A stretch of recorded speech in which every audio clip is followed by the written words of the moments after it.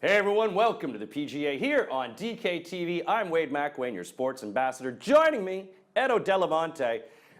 We've been off for a couple weeks. I've been keeping up with the Kardashians and learning how to sweat profusely in all this humidity. It's going very well for me. My underwear could tell you a few stories. Edo, how you been? Look, we did the tournament last week. Willie McGirt and his sister Gert. This is an amazing story. Comes from behind. How many times was it? How many? What you said? It was like 165th time? Yeah. He finally gets it right after 165 times. It's like making babies. If you try for long enough, it's going to eventually work. Yes. Unless you're dead down there. But that tournament, there was an amazing comment. He was so solid, wasn't he? Yeah, he was the only one who stayed solid on the last day. You had, for example, Kuchar, and unfortunately, a guy I like, Emiliano Grillo, also fell off. So it was basically down to him in the playoffs, and he had to actually get really close just to make par, and it was from 65 yards, really good double par, and just got it in. And then on the playoff, an absolutely fantastic, a peach of a chip from the bunker, and Jack Nicklaus was there, obviously, to give him the trophy, but even he applauded, and it was really good. Willie McGirt needs a round of applause. He got that round of applause. Way to go, Willie McGirt. Memorial, I'll never forget. So now this week we're talking PGA, FedEx, St. Jude Classic. That's right. How many words can you fit into a golf tournament? We're heading down to Memphis, Tennessee. Oh, Memphis, love you and your barbecue. I would go down to this tournament just to sit and eat and look at all the pretty women. It's a beautiful city. Oh my God, so gorgeous. You been there before? No, unfortunately. Oh, and I love country music. Send me your favorite country songs. So this one is pretty good. PTC Southwind. We talked about this. It's a scrambling course. It's par 70, 7244 yards. Edo, break it down. Tell me about this course. What do we got to look for? Very quickly, you'll be hitting an average of fairways of only about 55%. So it's really not about accuracy. The bombers have an advantage, as do the scramblers, the sand players, the proximity players. And there's an interesting thing because they've moved to Bermuda grass, actually, which means that the small greens are even harder to hit, so you want good approach putting as well, so shots gained through putting will be another really good stat. So we've done a lot of accuracy courses of late, actually. Now, a complete contrast. And Bermuda grass is good. I like Brazilian grass because there's really no grass at all. So let's get into our picks. What happens here is Edo and I are each going to make 6 picks. You have $50,000 to spend on DraftKings. Spend it wisely. Who are you going to choose for your golfing weekend this weekend? I'm going to start with Edo. Edo, tell me, who's your first guy on your list? 6 picks. Break it down. Lefty Mickelson, the second most valuable player. 11,300. So the profile, really good at scrambling, really good at shots gained in putting, approaches, he's 4th in approaches to the green. His history here, he's come 3rd, he's come 2nd, he's come 11th. What I love even more is the fact that he plays really well before Masters tournaments. Oh, sorry, before majors, actually. We were speaking about the Masters. He tends to do well at the Charles Houston Open, tends to do well at the John Deere, and, you know, even before the Players this year, where he was cut, he actually had managed to come 4th at the Wells Fargo, where he also does really well. So I think that here, this will be the right kind of place for him to flash his sort of stuff. People are waiting for him to win, I guess, and people like me just don't really care. I mean, yeah, Phil Mickelson, you chose Phil, that's fine. For me, who is my pick? I'm going to call this guy a liar because he's playing like his pants are on fire. That's right, it's Gary Woodland.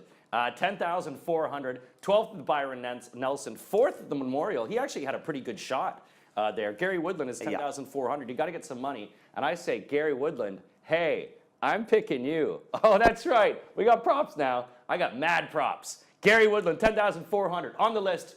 Love you. All right, your second pick, Edo. Who do you got? The Chadster, Chad Campbell.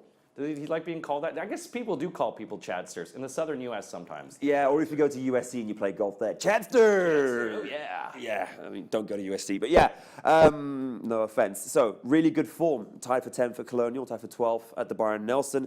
Does really well here. Will be a cut maker, if not better, and tied for 8th last year. Also got the right kind of profile. Also does well before majors. So, for example, he's actually done really well at the John Deere, which is before the Players. Yeah. Sorry, the PGA Championships. Yeah. And yeah, he's that kind of player, once again, who will emerge the week before. I've noticed this pattern of people who tend to do well the week before a major. And again, Chad Campbell, at that kind of price, 7,800, he could really sneak in here. It's always good. It's good to choose those middle of the road kind of players because you're going to balance it. You know, you're only you could take, you know, the way you're going to spend your money with guys in the 12,000 range. If you want one of them, you got to cut your value down.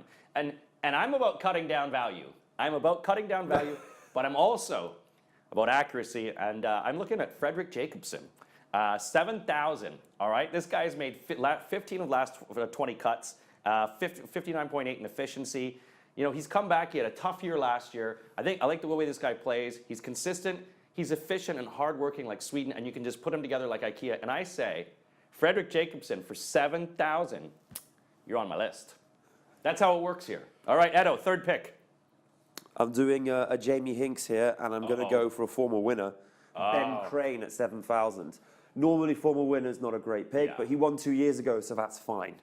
Not really, but yeah, he's tied for 18th here, he's tied for 37th, has done well at John Deere and Barracuda, 2 other tournaments with before majors, and I'm going to say this isn't a trap, because again, he's got the right kind of, he just knows the track. For example, in this case, the profile doesn't even fit. His scrambling, his sands, his approach, not really that good. But since he knows the course so well, I'm really going to trust him with it. And I think 7,000 is just a little bit criminally low, because you know, he could still easily make the cut and come in the top 30. Criminally low? If I were to say something criminally low, it's BHS.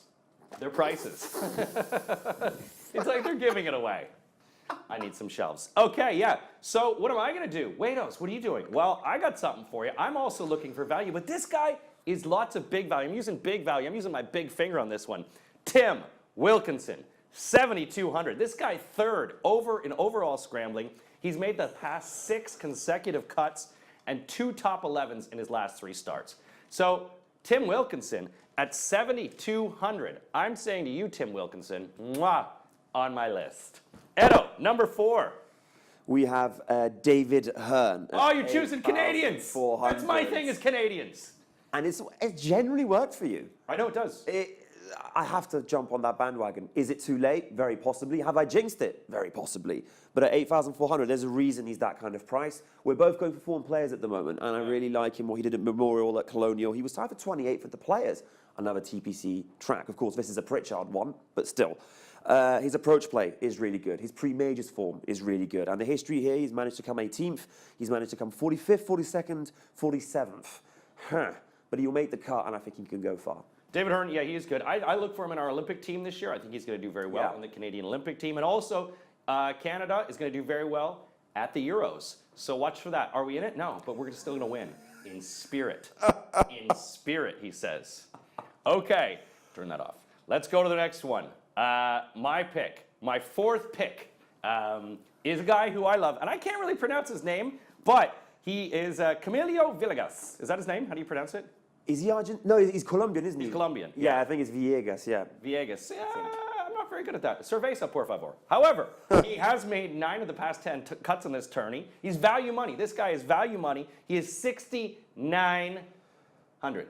6,900. Camilo Villegas.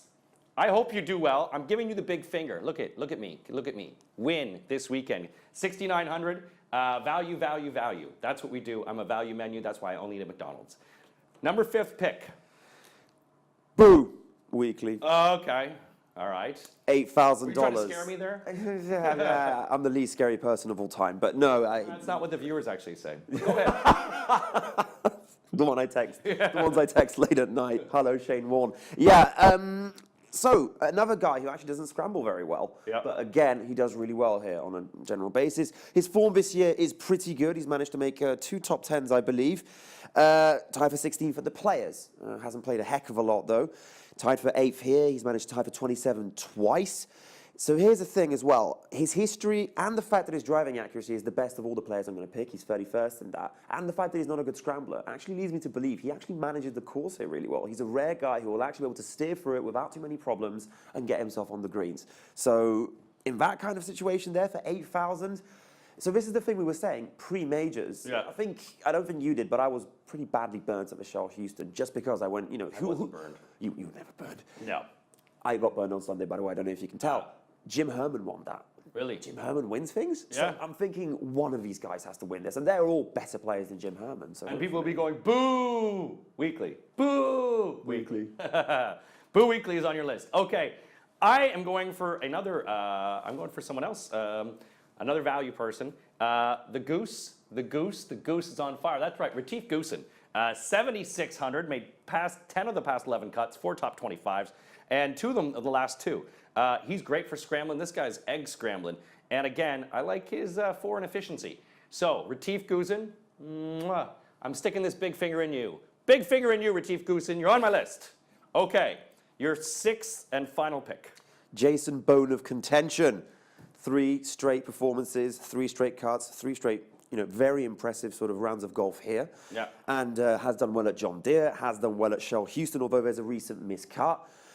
Another kind of player who will do well. His form has been iffy, and maybe of the 6 guys I've picked, his form is the iffiest. However, there's something about Bone that I like. He seems to really manage it here. And again, his price is around the 7,000 range, and I haven't picked him to round it off. Actually, I was quite surprised at how little I had left, because I generally went for 8,000. Yeah, you're pretty balanced. Yeah, you got a pretty balanced. You say, for example, like your last pick is that 8,000, 9,000 because you've got that money left. Sure. I didn't do that. I was expecting that to happen and to maybe go, ooh, Harris English. He was more expensive than that anyway. And I also love him as a pick, by the way. Yeah, he is a good pick. And there are loads of other guys that I absolutely adore here, like Matt Jones, Sean Stefani even. But no, it's Jason Bone. So that's your 6th and final pick. All right, my 6th and final pick. Feel the palm? Feel the palm? Oh, yeah. Ryan Palmer. 10,800. 13 out of the past 15 cuts. Wicked, 71.6 FPPGs. And this guy's tied for 3rd at Dina DeLuca. Amazing golfer. He's moved up so quickly, and this guy can hit the ball. He hits the ball well. Ryan Palmer. Put you right here on this palm, baby. Mwah! You're on my list. Okay, so let's take a look at how everyone picked. Let's take a look at Edo's pick for a second, see how Edo did. Edo's got Jason Bond, Chad Campbell, Ben Crane, David Hearn, Phil Mickelson, and Boo Weekly. Pretty good picks, pretty good averaging there with Phil being your big wad that you blew it on. And let's take a look at Wade's picks then all of a sudden. Wade's picks, Gary Woodland, Retief Goosen, Frederick Jacobson, Camilo Villegas, Tim Wilkinson, and Ryan Palmer. Those are the picks. Those are my picks. How do you want to make your picks? You know what you do? You go into this thing right here, DraftKings. DraftKings.co.uk. 50,000 to spend on 6 players. You too can get in the FedEx St. Jude Classic. Follow us along. Maybe you can join us sometime. We'll be playing along with you. That's it. We'll see you. Good luck to everyone, and welcome to the big time.